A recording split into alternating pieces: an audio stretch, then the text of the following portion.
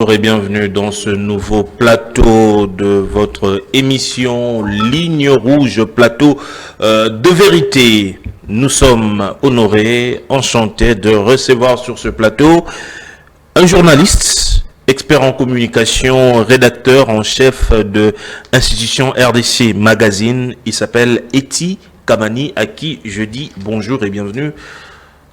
Bonjour, merci. Comment allez-vous? Ça va, on est là, on se plaint pas.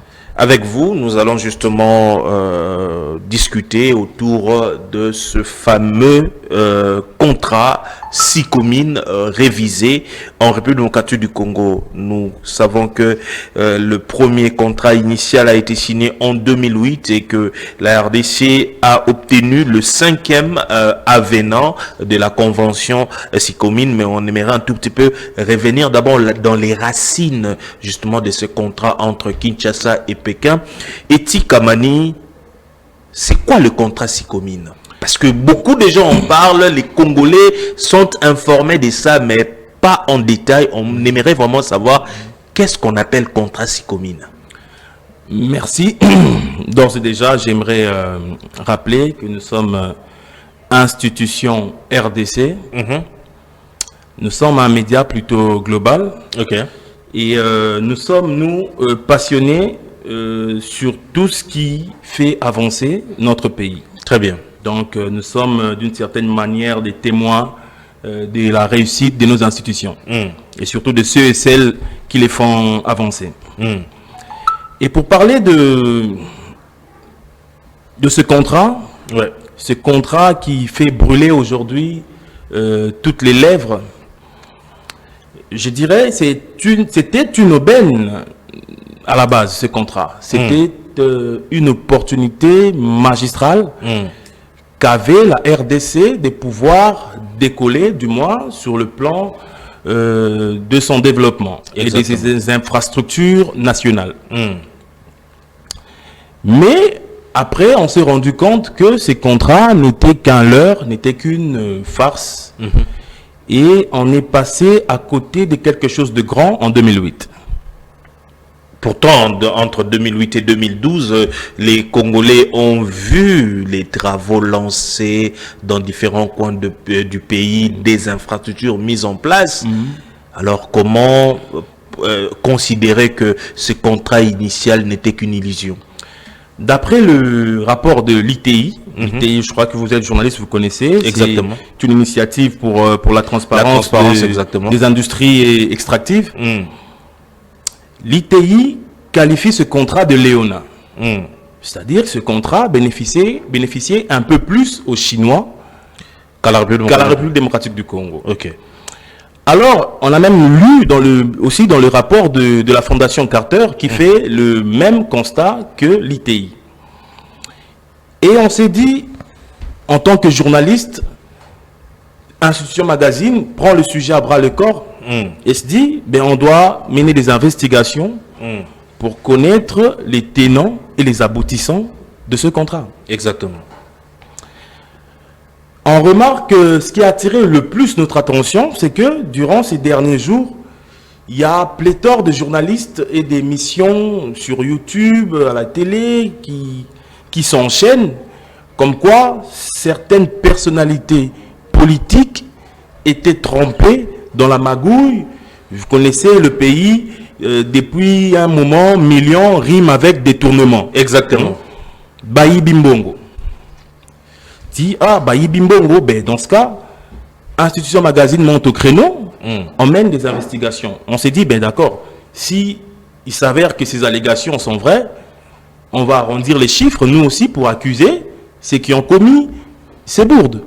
Mais s'il s'avère que Eza Makambouya Soloté, nous viendrons aussi prêcher sur la même chapelle, dire que non, c'est faux. Alors après moult recherches, on s'est vite rendu compte que ces personnes n'avaient pas raison. Que Mbongo, il va quitter. Il y avait des bonnes raisons. Il y avait des raisons, qui expliquaient parce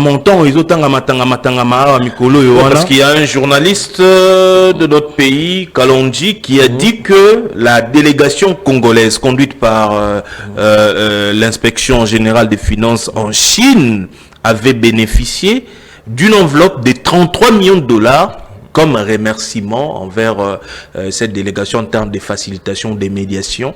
Et l'IGF aurait même défendu ces montants en précisant qu'il ne s'agissait que d'une enveloppe de remerciement pour le travail des médiations effectué dans, dans le 5e avenant de la Convention SICOMIN. Pensez-vous qu'il s'agit simplement des simples spéculations ou carrément l'argent a circulé et que l'argent est allé dans les poches des gens? Vous savez, il y a beaucoup plus de facilité dans notre pays aujourd'hui à salir nos institutions. Ok. C'est comme je disais dans une émission où j'ai aussi intervenu. Les gens, ils ont facile à montrer ou à dire des choses comme quoi, Baïbi, Basali Boye, embouteillage, il y a la crasse. Là, les gens montent au créneau pour le faire. Okay. Mais quand il s'agit de dire des choses bien au gouvernement, ben, là, du coup, les gens n'ont plus leur téléphone. Ils ne savent plus filmer, ils ne savent plus que le Bamakamboua bien Salima. Justement, qu'est-ce qui s'est passé pour alors, voilà. Ce montant-là puisse être divulgué sur les réseaux sociaux? Voilà. Il y a eu, ici, je ne sais pas, vous parlez de 30 millions ou de 32 millions? Parce que moi, en ma connaissance, il s'agit bien de 30 millions aux autres Mamikolo sur les réseaux. Ok. Je ne sais pas si on est sur le même chiffre là. Le 30 millions, c'est quoi? Parce que là, vraiment, on saute comme dans 30 millions. Ok. Parce qu'on devait d'abord, en principe, étayer sur le premier contrat. On va revenir sur ça. On va revenir, c'est pas grave. Le président de la République, Félix Tshisekedi, prend le règne. Il constate que le contrat, le premier accord signé en 2008, n'y remplissait pas tous les critères à des fins de bénéficier aux Congolais. Il s'est dit, ben, puisqu'il est impossible de rompre ce contrat, puisque dans ce contrat, avant de le rompre, il y a comme de blocage des articles qui sont verrouillés, comme pour dire que ceux qui ont rompre le contrat, ça serait à toi de payer 6 ou 7 milliards de dollars, en dépit du fait que si exploiter qui va minerai n'abisse. Très bien. Donc, c'est-à-dire qu'on allait perdre doublement. Ben alors là, le président dit que bon, on ne va pas rompre le contrat, on va le reviser. Ok. En ce moment, une commission s'est créée avec des experts de la question, mais aussi avec des politiciens. Parce que la commission est subdivisée en deux parties. Il y a la partie expertise et puis la partie politique. Voilà. Mais du côté expertise, il y avait qui essentiellement et du côté politique, il y avait qui? Bon, honnêtement, je ne suis pas là pour citer les noms des gens. Ok, allez-y. Le président se dit, mais il faut qu'on puisse reviser ce contrat. Parce que là, ça ne va pas.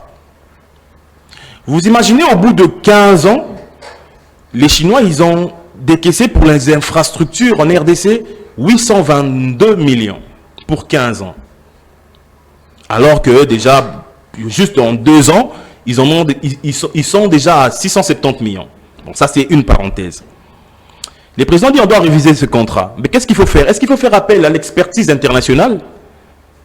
Ou bien, puisque Balamboka paye à Mayele et Boania Bazali, ils peuvent le faire. Eh bien, saisissant le taureau par les cornes, certains proches du chef de l'État, ils ont dit, mais monsieur le président, faire appel à l'expertise internationale, ça coûterait au pays 30% du plus-value. Ok. C'est-à-dire, le premier contrat était de 4 milliards, puisque nous sommes à 7 milliards sur le deuxième contrat. C'est-à-dire, la plus-value est de 3 milliards. 3 milliards. Et le 30% du 3 milliards, c'est bien entendu 900 millions de dollars. Ouais. Je ne sais pas si jusque-là, on est d'accord. Très bien, allez-y. Et ça va coûter énormément au pays. 900 millions, c'est énorme. Pendant qu'on peut le faire, Nabanamboka, les cabinets conseils en lieu et place d'aller verser 900 millions chez les expertises externes. Chez cabinets conseil américain, allemand, japonais. On a préféré recourir à l'expertise interne. Consommant Congolais Péangouana, c'est pas seulement les Mbissa Kauka et les autres. Okay. Même l'intelligence fraîche se consomme, mais pas la bisse mon copé. Ok. On fait appel aux Congolais. Dit bon, écoutez, vous êtes en mesure de le faire. Mais dit, monsieur le président, on peut le faire. Une commission se monte. La commission travaille pendant 1 année. Parce que c'était pas facile de renverser la tendance d'un contrat qui vivait déjà depuis plus de 15 ans. Exactement. Avec des Chinois qui s'étaient déjà bien ancrés et bien assis sur sur ce contrat. C'était pas une messe facile. Il faut déjà saluer cette intelligence qu'avaient nos patriotes, nos hommes valeureux qui ont pu retourner la tendance.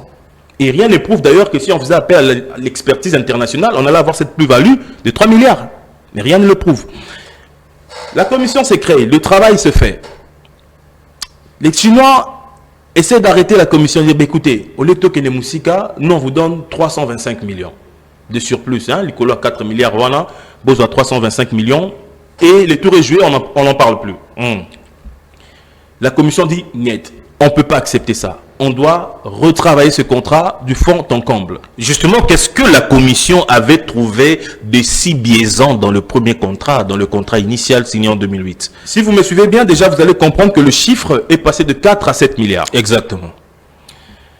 Dans le premier contrat, c'était soit une valeur estimée de 54 millions pour les infrastructures longues.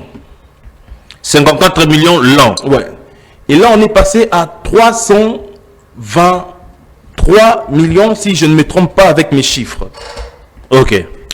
C'est-à-dire, il y avait une lenteur au niveau de l'exécution des travaux. Et bien entendu que ce contrat ne mentionnait même pas le délai butoir à laquelle il devait prendre fin.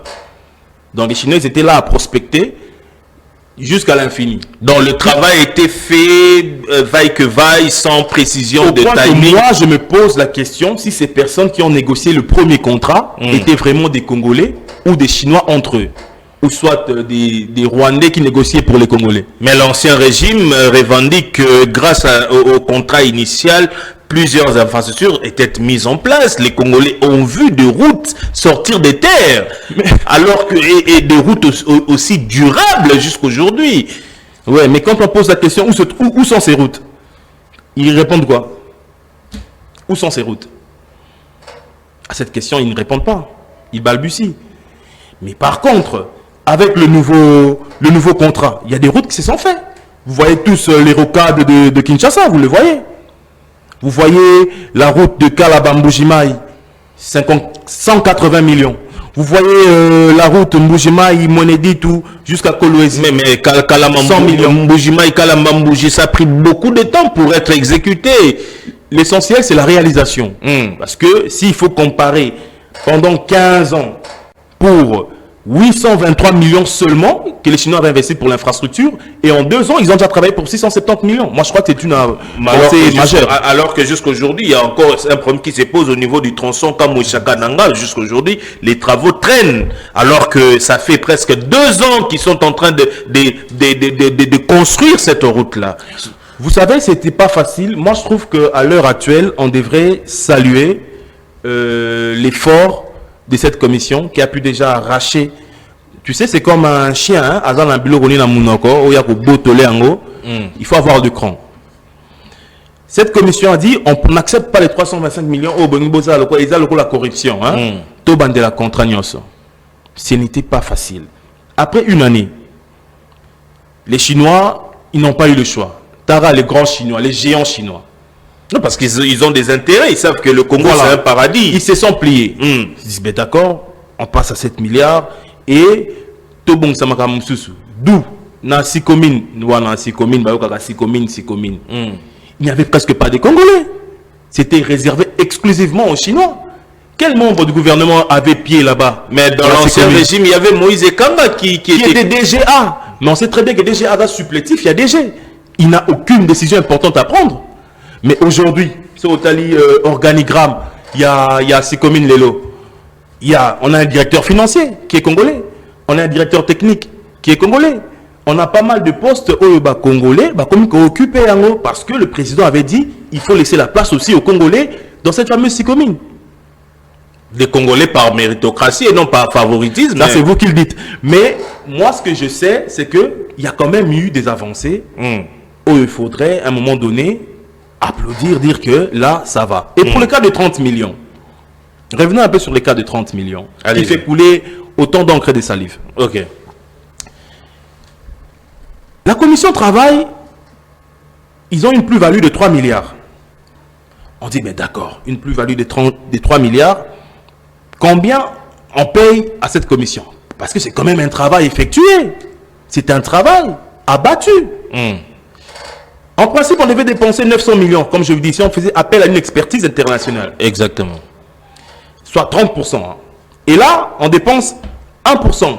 À peine. C'est même pas 1%, c'est 0, si je reviens encore bien sur mes chiffres, 0,9 et quelques. Donc, on arrondit à 1%. Batubabsali Moussala Bazui 3 milliards, il y a plus-value. Baïbopé Sabango 1%, soit 30 millions. Il va détourner 30 millions. Okay. Oui, le problème. Moi, je trouve que c'est méchant.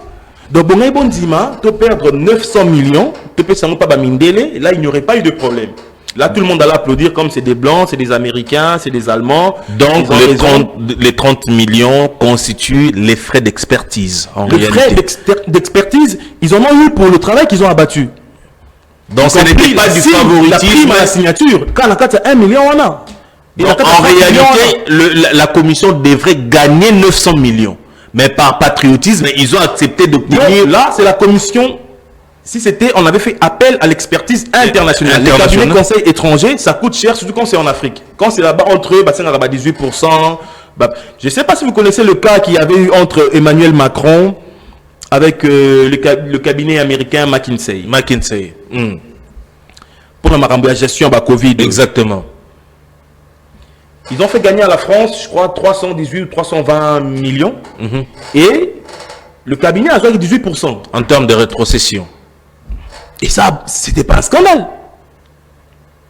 Mais il n'y a que chez nous, au Babloka Bongo, où les gens se permettent de passer à la télé pour salir l'image de nos institutions, des personnes, des hommes valeureux qui se sont donnés. S'ils avaient besoin de gagner de l'argent, peut-être qu'il y avait un problème de communication autour de ce montant. Ou peut-être aussi que les journalistes ne font pas bien leur travail, parce que la plupart de ces personnes sont journalistes, à ce qui paraît. Ils sont prêts à collecter les informations, ça ils savent le faire, et à diffuser, mais jamais à les traiter. Ça c'est un problème. Ils ne traitent jamais les informations. Ça c'est un problème dans l'ère actuelle que nous retrouvons. Donc il n'y a que deux travaux qui se fait au niveau des journalistes, la collecte et puis la diffusion direct. C'est comme tout le monde, monsieur tout le monde. Le traitement est quasi inexistant. Dans le travail et ils sont passés maîtres dans l'art de dire, bon c'est mon opinion, comme si des opinions étaient des faits. Parfois entre une opinion et un fait, il faut se mener les armes. Donc, cette question de 30 millions, au Bassalir, combo ya papa, ba famille, pour la Moussala Bassali, moi je crois que c'est méchant. Ceux qui battent avec une pose à Koliambongo, qu'est-ce qu'ils allaient faire? Ils allaient dire, monsieur le président, d'accord, on fait appel à une expertise internationale. Et qu'on a nous, on a Héliocoque, puis on a rétro-commission à 5%. Donc 5%, il y a 900 millions. 900 millions, c'est 45 millions. Donc, ça coûte 45 millions. Même pas 30 personnes. Au lieu de prendre 30 millions pour plus de 30 personnes. Parlons justement du travail de cette commission. Quelles étaient les critiques majeures formulées contre la version initiale du contrat SICOMIN? Mais vous savez, moi je me réfère toujours dans un rapport, il y a ITI, parce que les rapports, il y a près de 780 pages. Donc, il faut Mamoutou ou l'ingaramama d'investigation. Makambo ebele et c'est révélé qu'il y a makambo ebele. Donc là, on a qui na bandi ko tangango ako énumérer yango awa, on risquerait de prendre. Donnons les grandes lignes justement, les grandes critiques simplement formulées sur la version initiale. Comme par exemple pour les infrastructures. Ouais. Moi que chiffre il y a Nini et Mati. On est passé de 54 millions l'an à 323 millions. Voilà. Et vous voyez que les Chinois, c'est de l'ébissopé. Dans le niveau, il y a SICOMIN, dans la gestion, il y a SICOMIN, côté cadre congolais. Donc au niveau du conseil d'administration, il y a maintenant une forte représentativité de la RDC. Exactement. Et quoi d'autre retenir? Il y a entre contrat à Kala, il y a contrat à Sika. Il y a le lobby. Le lobby étudie la faisabilité. Quand on demande dans le gouvernement et signer un contrat, mais pourquoi Bonzima qui va mbongo ya Mikie Boye alors que nous avions non sur ressources et c'est pas comme si Bachina Bando Kabela Bissombongo, c'était un prêt. Il fait restituer Bango. D'une certaine manière, c'était un autofinancement. Ouais. Les gouvernements, quand ils lobby, mais non, tu vas quitter, est-ce que, pour calculer, tu vas quitter les ressources, qualité, ni ressources, on ne pouvait pas s'imaginer. Pour les Chinois, c'était aussi à tout risque péril, donc tu vas quitter s'ils avaient gagné. Mais non, donc, clair, il y avait un problème de faisabilité, d'études de faisabilité. Donc, il y avait une étude de faisabilité. Oui, Salamaki. Penses-tu vraiment, et puis tu dépenses qui 4% hein, sur les 4 milliards, pour notre l'étude de la faisabilité. C'est nous qui avons payé. Et qui avait effectué cette étude de faisabilité? C'est comme les Chinois. C'est quoi tant que Chinois a l'étude de la faisabilité, ils se sont dit, tu as les rapport et été. Quel rapport? Comme pour dire, ceux qui ont cuivre côté, ceux qui ont cobalt. Donc l'étude de faisabilité effectuée par Sicomine sur le contrat initial, il n'y a jamais eu de rapport jusqu'à aujourd'hui. Il n'y a jamais eu de rapport, c'est les Chinois. D'ailleurs, ITI, ils ont condamné l'étude de faisabilité, on a ainsi commis, et le but qu'ils ont donné non vérifiable. Tout se référé à une étude de faisabilité au GECAMIN, ici et ça là, il y a une étude de faisabilité que la GECAMIN avait déjà fait. Mais tu penses que les Chinois, après cette étude de faisabilité, ceux qui se rendent compte que Benga va perdre, est-ce que Benga va s'investir? Jamais. Et je crois que les personnes qui ont signé ce contrat, encore une fois, soit ils étaient de mauvaise foi, soit ils ont caché. Alors parlons maintenant de ce contrat révisé. Quels sont les principaux changements apportés dans la version révisée du contrat Sicomine? Déjà, il y a une date fixée. Ils ont soutenu les exploiter. Non, maintenant, une date est fixée. Laquelle? 17 ans. 17 ans. Après 17 ans, mes amis chinois, prenez vos clics et vos claques. Bozongina nous et pas la bino. Ça, c'est déjà la première des choses. Donc, il y a un délai fixé en termes d'exploitation, en termes de contrat. Tout à fait. Il y a un délai fixé. Et dans ce second contrat même, il y a des routes où il s'est mis déjà. Très bien. Route on a auto tangelo awa. La rocade de Kinshasa, route de contournement. Voilà. La route de Kalaba Mbujimaï, 180 millions. Mbujimaï Moneditu jusqu'à Kolwezi, 100 millions. Et d'autres réalisations qui sont en cours. Donc, ça c'est déjà à mettre dans l'actif du second contrat. Et puis, la RDC commence à bénéficier d'un royalty. Il y a 24 millions chaque année aussi, comme il fait payer dans le gouvernement. C'est-à-dire chaque année, vous avez 24 millions de dollars à payer dans le gouvernement congolais. Chaque année, il faut avoir 24 millions à payer dans le gouvernement. Et ça, les gens ne le savent pas. Et en plus, en dépit du fait qui n'a pas été fait lors du contrat initial. Il n'y avait pas ça. Et puis, le prix n'a évolué en termes de vente, il y a cuivre. Ce qui cuivre est mati, prix, mbongo. Ok. Et ça, il n'y en avait pas dans le premier contrat. Et les gens ne le disent pas assez. Donc, moi, j'estime que ce second contrat, même si ce n'est pas le nec plus ultra, mais on est sur la bonne voie. Très bien. Y a-t-il un changement dans le rôle des entreprises chinoises impliquées dans ce projet initial? Par exemple, il y a China Airway, Railway et puis Sino Hydro. Est-ce qu'il y a vraiment un changement de rôle dans les entreprises chinoises? Changement de rôle, je ne comprends pas bien ce que vous voulez dire par changement de rôle. Entre eux ou bien en termes de responsabilité, par exemple pour réaliser certains travaux d'infrastructure, est-ce que la responsabilité ne revient qu'à la partie chinoise ou la RDC a aussi des recommandations, par exemple des sociétés qu'il faudrait proposer, par exemple pour mener tel projet d'infrastructure? Oui, mais vous savez, déjà dans le second contrat, nous avons l'APCSC. L'agence de pilotage du contrat, exactement. C'est qu'il n'y avait pas dans le premier contrat. Donc cette agence permet de suivre l'exécution des travaux. C'est tout simplement ça. Donc la RDC monte au créneau une forme de contre-expertise congolaise. Tout à fait. Tout à fait. Donc c'est pas comme si on laissait à la va-vite, à la va-et-que-va, que les Chinois pouvaient prospecter et faire ce qu'ils voulaient. Donc le cinquième amendement, le cinquième avenant est venu titiller un tout petit peu les Chinois. Ils étaient bien dans leur confort. On était tranquille. Qu'est-ce qui se passe? Donc, moi je pense que ce contrat, il y a une réalisation comme majeure qu'il faut mettre dans le compte du chef de l'État. Très bien. Prenons un tout petit peu les implications économiques liées au contrat SICOMINE révisé. Quand on parle de retombées économiques, quelles sont les vraies retombées économiques attendues par la RDC à travers ces contrats révisés? Déjà, je vous ai parlé des royalties. Chaque année, on va percevoir 24 millions. Ok. C'est déjà quelque chose. Mais les routes, quand les routes vont être totalement effectives, Surtout les routes des dessertes agricoles, parce que l'intérieur du pays est très enclavé. j'allais en venir. Ça sera avantageux pour le pays. Imaginez qu'avec 7 milliards, tu as commis déjà moins dans le bon. Maintenant, si jamais, parce que le président est en passe de signer un autre contrat avec les Américains. Si jamais ce contrat s'est concrétisé, ici on ne parle pas de 10 milliards ou de 7 milliards, ici on parle de 500 et quelques milliards. Exactement. Vous pouvez vous imaginer un peu le rayonnement, le développement. Donc c'est ce qui fera de la RDC un boom économique. Tout à fait. Voilà. Alors dites-nous, le nouveau contrat est-il plus favorable à la RDC en matière de revenus miniers, parce que vous venez de parler des royalties en termes de fiscalité et en termes de transfert des technologies. Parce que souvent lorsqu'on parle de ces contrats SICOMINE, on voit plus l'aspect route, on voit plus infrastructure sociale des bases.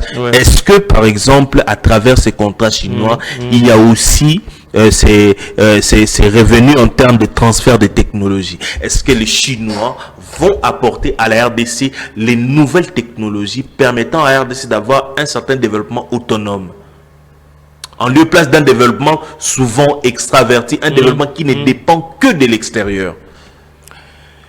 Mais cette question, elle est aussi tout à fait importante. Mais là, maintenant, il est question de voir avec les Chinois. Est-ce que, dans leur cahier de charge, est-ce qu'ils étaient là en priorité pour cela? Par contre, dans le second contrat, il a plus axé sur l'infrastructure. Ok. Et dans le cinquième avenant. Cinquième avenant. Donc, ok. Parlons maintenant infrastructure. Quelle est la viabilité économique du modèle infrastructure contre ressources dans le contexte actuel du marché des matières premières? Mais actuellement, je crois que cette question, j'ai déjà répondu à cette question tout à l'heure. Ouais. Nos matières étaient sous-évaluées déjà de base. S'il faut revenir faire encore une petite étude comparative entre le premier et le second contrat. C'était carrément sous-évalué. C'est-à-dire qu'on donnait nos minerais pour des sommes, pour des broutilles, pour des sommes qui n'en valaient pas vraiment la peine. Des sommes dérisoires. Vraiment dérisoires. Et là, après que le chef de l'État, M. Félix, ait pris les choses en main, s'est dit, mais non, on doit revoir ce contrat. Donc le contrat a été revu dans tout le terme, dans tous les sens. Donc nos ressources désormais devraient profiter aux Congolais. Certains disent que voilà, ressources n'a pas chinois. Moi je réponds à cette question en disant que nos ressources devraient servir à quelque chose. Nos ressources devraient en principe servir à quelque chose. C'est pourquoi nous avons appelé ça des ressources. Et ça, pour tout ça, sous forme d'échange, exactement. parce que ce bâtiment des ressources, on n'en fera rien. Et chose grave, les gens se disent, mais t'as là, bangiba brader des ressources pour le développement, pour nini. Mais ça, c'est des termes bien graves. Quand on parle de bradage, là, je crois qu'on n'est vraiment pas patriote. Parce que nos frères et sœurs qui meurent à l'Est, s'il faut prendre déjà le contrat avec les Américains, sécurité, développement, machin, contre minerais, moi, je trouve aucun problème. C'est la même chose avec les Chinois. Ceux qui va ressources en j'aimerais qu'on fasse qu'on fasse un parallélisme entre le contrat sino révisé et puis cet accord de gouvernance avec le Washington. Ouais. Ne pensez-vous pas qu'aujourd'hui, l'accord des principes RDC-Chine, en passant par le Rwanda, ne pourrait peut-être pas bouger les lignes du côté du contrat révisé chinois? Oui, mais vous savez, ici, en résumé, moi, je pense que en lieu place peut-être d'être un projet complémentaire, mais ça pourrait être un projet rivalisant au projet SICOMINE. Voilà, je pense que moi, il est déjà crucial de 1. Il faut déjà déterminer les clauses de contrat. Ok. Oui, secteur et activité, le contrat signé par américain, signé par chinois, pour éviter une cacophonie. Exactement. Donc je crois qu'on a un gouvernement assez responsable pour penser avant d'agir. C'est tout simplement ça. Est-ce qu'il y a des études qui sont déjà menées, peut-être pour préparer déjà un document, un avant-projet du côté congolais à proposer aux Américains, de sorte qu'on ne tombe pas sur un piège, dans un piège de mettre en contraction des grands partenaires économiques internationaux. Déjà que les tensions ne sont pas bonnes entre les Américains et les Chinois. Exactement. Je suis pratiquement sûr que notre gouvernement le sait. Donc on ne veut pas être en proie entre la Chine et les États-Unis côté. Parce qu'on risquerait de tout perdre. Mais sur cette question, encore une fois, je pense qu'il serait plus responsable de poser cette question là-bas, qui font de la cuisine interne, parce que c'est pas encore révélé au niveau, à notre niveau. Alors, parlons un tout petit peu des enjeux géopolitiques liés au contrat révisé de SICOMIN. Quel message cette renégociation envoie-t-elle à d'autres partenaires internationaux de la RDC, par exemple le FMI, la Banque mondiale, les pays occidentaux? Sont-ils d'accord avec ce contrat révisé? Le contrat révisé, d'ailleurs, a été salué dans le monde... dans l'international, en international, le contrat révisé a été salué. L'Union européenne a salué ce contrat parce qu'il s'agit des intérêts géopolitiques. Cette façon de plier le Chinois au point de leur faire renégocier, ça arrange totalement les pays occidentaux. Mais il n'y a qu'ici chez nous où les gens ne sont pas contents. Et ça, c'est ce qui m'étonne. Français, américains, applaudir, waouh, quel exploit. Les Congolais, ils ont pu faire ça, mais il n'y a que ici et pas Nabiso Moko Bandeko Nabiso, ils n'entendent pas ça de cette oreille. Okay. Alors, moi je crois que le message ici est plutôt clair. Dans cette affaire, il me paraît clair qu'il y a de la mauvaise foi dans l'air. Alors, ici, qui va-t-on condamner? Cette commission qui a renégocié a pu avoir une plus-value de 3 milliards, ou ses accusateurs, parfois au lourd passé. Mais il y a le dernier témoin qui ne trompe pas les faits. Et là, je crois que tout le monde est informé. Alors, comment cela s'inscrit dans le contexte plus large de la compétition Chine-Occident? Il est vrai que vous venez de l'expliquer pour les ressources stratégiques en Afrique. Vous le savez, aujourd'hui, lorsqu'on parle de ce fameux accord RDC-États-Unis qui est basé sur le tungstène, sur l'étain, sur les minéraux stratégiques, ne pensez-vous pas que si la RDC ne gère pas bien les contours de son contrat avec les Américains, il pourrait se tirer une balle au pied en mettant en confrontation sur le sol congolais des grands géants mondiaux en ce qui concerne les ressources de notre pays? Oui, mais je le disais tout à l'heure, je crois qu'on a un gouvernement assez responsable qui prend connaissance des enjeux géopolitiques que nous traversons déjà en ce moment. Je crois qu'en pactisant avec les Américains, ils avaient déjà tout prévu dans leur cahier de charges. Alors, les Chinois aussi ne sont pas dupes. Je crois que déjà, ils ont eu aussi ils ont été flexibles quand ils acceptent déjà de renégocier.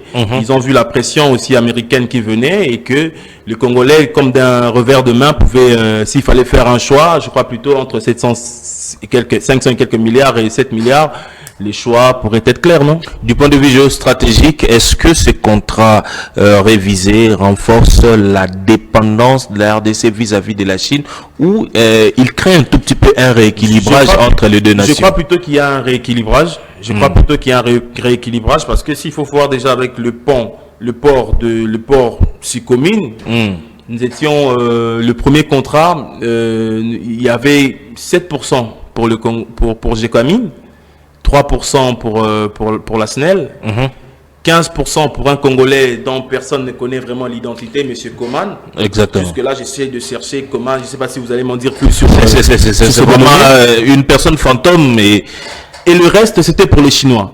Et après avoir renégocié ce contrat, on est passé à 40% les Congolais et 60% pour les Chinois. Je crois plutôt que même si on ne peut pas arriver égal, vu les enjeux politiques et vu aussi comment nous avions négocié de manière maladroite notre premier contrat, mais on pousse un tout petit peu le bouchon loin.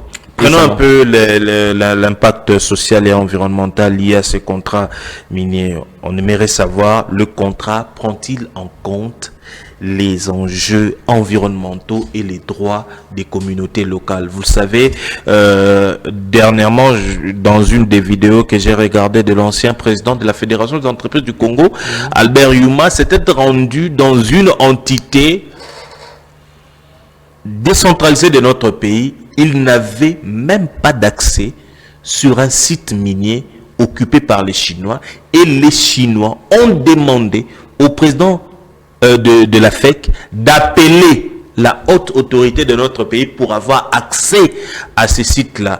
Et aujourd'hui, des enquêtes prouvent à suffisance que les communautés locales sont deux fois fusillées. Elles sont des fois chassées de leur propre village pour laisser place à des Chinois qui ne viennent pas en simples investisseurs, mais comme des envahisseurs. Oui, mais pour cette question, je crois aussi pouvoir répondre en partie tout à l'heure en me disant que avant qu'il puisse avoir cette restructuration au niveau de SICOMIN, je vous ai même dit que même le gouverneur de la ville n'avait pas pied dans l'enceinte de la SICOMIN. Exactement. Toutes les extractions et tout. Et maintenant, après renégociation, je crois que les choses ont un peu changé. Vu que nous sommes dans l'administration, nous sommes aussi en train de gérer en même temps avec les Chinois. Mais pour ce que vous dites, pour ces localités qui semblent être martyrisées, s'il s'avère que ces allégations sont vraies, je crois qu'on a un gouvernement responsable en ce moment. Ils sont en train de nous écouter. Ils vont prendre toutes les mesures conséquentes. Parce que il y a des terres qui appartiennent. Il est vrai, le sol et le sous-sol appartiennent à l'État, mais il y a des communautés locales qui protègent ces terres, et deux fois elles sont victimes justement de ces déguerpissements arbitraires. On vient dans un village, on coupe des arbres parce qu'il doit y avoir des travaux d'investissement au profit des Chinois, mais en défaveur ou au détriment maintenant de la population locale. Mais vous savez, toutes ces questions, toutes ces observations essaient un tout petit peu de fragiliser l'impact social et environnemental lié à ce contrat. Il n'y a jamais de contrat parfait. Ouais. Il n'y a jamais il y a toujours une partie d'imperfection dans tout ce que peut faire un homme. Alors, je ne dis pas que ce contrat, c'est un ange, ou bien ce contrat nous tombe du ciel, mais que ces contrats, par rapport au premier, celui-ci tend vraiment vers la normale. Mais s'il y a encore des questions qui fragilisent un tout petit peu ce contrat, je crois qu'il y a lieu que le gouvernement prenne en charge. Et nous, ici, on s'est plus basé sur le 5e avenant et sur le chiffre qui circulait. Comme quoi, 30 millions, Baïbi, tout ça, ça sont des choses vraiment factuelles au Tozo Mona, Tozo Vivre. Et on voulait un tout petit peu restituer la vérité, faire comprendre d'où venaient les 30 millions, que c'était quoi le 5e avenant, qu'est-ce qu'il y a eu qu'il n'y avait pas dans le premier contrat. Mais c'est vrai que il n'y a jamais, comme je dis, permettez-moi de me répéter, il n'y a jamais de perfection dans tout ce que peut faire un homme. Mais on espère que l'État congolais doit prendre des mécanismes de compensation ou des responsabilités sociales, surtout en faveur des communautés locales, parce que les communautés locales sont souvent victimes des investissements mal encadrés. S'ils ne le font pas, on reviendra sur ce plateau pour en dire plus. Très bien, on va justement, nous arrivons à la fin de cette émission, mais permettez-moi d'évoquer, parce qu'il s'agit de l'actualité, l'un des collaborateurs du chef de l'État, un ancien membre de son cabinet, ancien ministre des Finances, Nicolas Kazadi, dans une interview accordée à notre consoeur Paulette Kimuntu, a affirmé que le chef de l'État était mal entouré et que lorsqu'il y a un projet qui débarque sur la table des décideurs, l'argent est d'abord distribué avant même l'exécution ou la mise en marche du projet. Vous, après avoir vu ça, je suis sûr, vous êtes journaliste, vous avez été informé de cet entretien. Comment avez-vous analysé les propos de Nicolas Kazadi? Ne pensez-vous pas que cela cohère également à ce que les gens disent que même quand il y a un contrat chinois ou contrat révisé ou contrat initial, la population va se dire carrément on est face à des consommateurs des millions de dollars? Mais oui, c'est comme j'ai dit tout à l'heure, ici, millions rime avec détournement. Et puis, il faut travailler avec la psychose de Congolais. C'est bien plus facile pour lui de dire ce qu'il dit parce que tout le monde... C'est plus facile dans notre pays de faire de l'opposition, de condamner, de critiquer. Mais quand on est sur la même table que ceux-là qu'il traite aujourd'hui de je ne sais quoi... Moi, Nicolas Kazadi, c'est un fonctionnaire international, un ancien ministre des Finances. Il ne va pas balbutier autour des chiffres ou autour des informations liées aux investissements économiques dans notre pays. Ça aurait été, en tout cas, moi, comme je t'ai dit tantôt, je n'aime pas trop citer les noms des gens, mais pour moi, ce serait plus honorable pour lui de dénoncer cela quand il était encore dans la mangeoire. Ça aurait été plus simple et plus crédible. Pour moi, une fois que tu n'y es plus, ou on te met à l'écart et que tu reviens. Tu sais, on a des amis comme ça. Boussarane est bien, il n'y a pas de problème, tout roule. Mais une fois que Bobé Bani, il va raconter aux autres. Aventurier. Donc moi je prends ça dans ce cadre et pour moi tout s'explique à partir de ce moment. Et ne pensez-vous pas que cela puisse jeter encore du discrédit sur le travail élogieux peut-être que le gouvernement est en train de mener auprès des partenaires internationaux parmi lesquels la Chine? Je crois que ça jette plutôt du crédit sur lui-même parce que quand tu parles mal de l'autre, c'est toi-même que tu dévalorises. C'est aussi simple que ça. Ici, ça ne vaut même pas la peine d'entrer dans un grand débat sur la personne de monsieur Nicolas Kazadi, qui est un Congolais comme tous les autres. Il jouit de sa liberté d'expression. Alors, il peut dire ce que bon lui chante, mais ici, pour moi, il n'est pas question des opinions, mais de faits. Et les faits, pour moi, c'est le dernier témoin qui n'a pas de couleur politique, qui n'a pas d'origine. Donc, c'est le témoin idéal et formel. Vous êtes rédacteur en chef dans un magazine axé sur les institutions. Aujourd'hui, il existe un paradoxe. Un pays avec un budget estimé à plus de 15 milliards, mais sur terrain, sur le marché, nous constatons que le pouvoir d'achat du Congolais n'est fait que régresser. Comment expliquez-vous ces paradoxes? Vous savez, nous sommes dans un pays qui est en proie entre la guerre, les trahisons... Écoute, mais la guerre date de 30 ans. Mais elle s'est intensifiée au cours de ces dernières années. Alors, moi, je ne viens pas ici en défenseur des institutions, même si j'ai pour mission de peindre parfois en blanc tout ce qu'ils peuvent accomplir de patriotes. Mais ce qu'ils ne font pas de bien, nous sommes aussi là en même temps pour les rappeler à l'ordre de temps en temps. Mais pour ce qui concerne cet écart ou ce contraste entre le budget de 15 milliards et le train de vie de Congolais, je crois que nous avons un gouvernement. Parce que les gens, ils ont tendance à tout ramener sur le chef de l'État. Alors que nous avons un gouvernement, nous avons un ministre, nous avons des personnes qui sont habilitées à répondre à ces questions. Pourquoi on ne poserait pas ces questions à ces personnes? Je crois qu'on aurait des... Mais pourquoi pas en tant que Congolais, on pourrait avoir aussi un regard, peut-être un argumentaire, parce qu'on est Congolais, on est victime de ça, on vit ça. Et Ti Kamani vit en République démocratique du Congo, à Kinshasa principalement. Il achète les biens de première nécessité. Il connaît qu'il y a quelques années passées, le pain coûtait tel montant. Aujourd'hui, on est à tel montant. Et que cette situation semble inquiéter un peu plus les Congolais, parce que ce sont les Congolais qui sont touchés par ce paradoxe-là d'un pays à grand budget, mais avec un pouvoir d'achat très faible. Cette question me fait un peu rire parce que j'ai pensé à une discussion que j'ai eue avec un confrère journaliste hier. C'était autour de cette même thématique. Alors, une fois de plus, je veux te dire, mon cher confrère, que cette question relève de soit la capacité, soit de l'incapacité de l'État.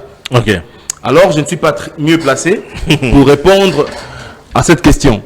Mais comme tout Congolais, nous sommes en train d'observer ce qui se fait. Nous observons ce qui marche des avancées, comme ça allait avec le contrat révisé. Et aussi, nous sommes témoins de ce qui ne va pas toujours, forcément. Très bien. Alors, pour finir, qu'est-ce que les Congolais doivent attendre de positif dans le contrat, dans le 5e avenant, justement, de la Convention SICOMIN? Eh bien, merci. Ce que les Congolais doivent attendre, c'est qu'il y aura une forte réaction de la part du gouvernement et une capacité quasiment incroyable des Chinois à réagir quant aux travaux d'infrastructure. Ce sera plus comme le premier contrat où on avait eu l'argent de bénéfice. Il y a de la première phase d'exploitation, on avait renvoyé en Chine au lieu de travailler sur les infrastructures nationales. Mais cette fois-ci, les travaux, ils sont déjà en cours. Je crois que je vous ai cité quelques exemples concrets et palpables. Et pour le reste, on attend, suivant le second contrat. Le président lui-même s'est impliqué personnellement et je crois qu'il y a lieu d'espérer qu'il puisse sortir quelque chose de bien dans ce deuxième contrat. Est-ce que ce contrat respecte-t-il les exigences des l'ITIE, surtout en ce qui concerne les industries extractives? Mais tout à fait, il faudrait le lire, ce contrat d'abord. Il faudrait le lire. Moi, j'ai ce contrat. Malheureusement, je ne l'ai pas sur moi. J'ai le contrat. J'ai surtout les rapports de l'ITI. Parce que vous savez, après chaque contrat, il y a toujours un rapport qu'une agence habilitée rédige. Donc, sur ce contrat, jusque-là, on n'a pas encore eu de retour assez négatif quant à celui-ci. Donc, tout me semble respecter.